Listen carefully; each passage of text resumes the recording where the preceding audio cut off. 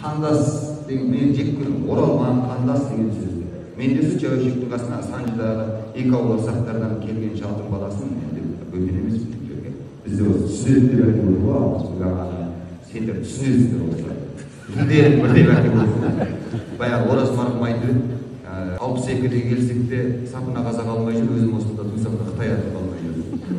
Ой Құдай-ау, әннің бәрі, күйдің бәрі, ойының бәрі, ағайын туыстың бәрі осы сіздер алып бердіңіздер ғой. Алтай кенттерінде, Найман мен Керейдің бүкіл саздарын, мақамдарын, шердермен қалай ән салуды, тіпті балалар әдебиетіне дейін кеше Құмар Ақсақал сияқты адамдар Алтайдан асырып, осы қазақтың қаймағы бұзылмаған небір жақсылығын әкеледі. Енді тек соны ортаға салып жіберу ғана қалып тұр.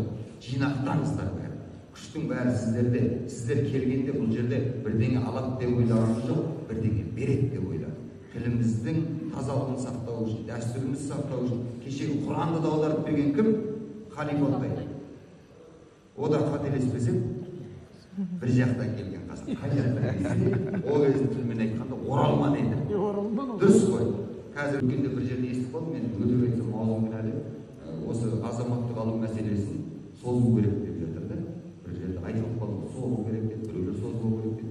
Бұны да осы бастан деген шешіп отырмын, онда елдің арасы бүлінбеу үшін. Егер созу керек десе, демек бұл жерде бір қосу керек. Созу керек басқа ұлттарға. Қазақтар келсе тезірек алу керек деген сияқты бірдеңе керек шығар.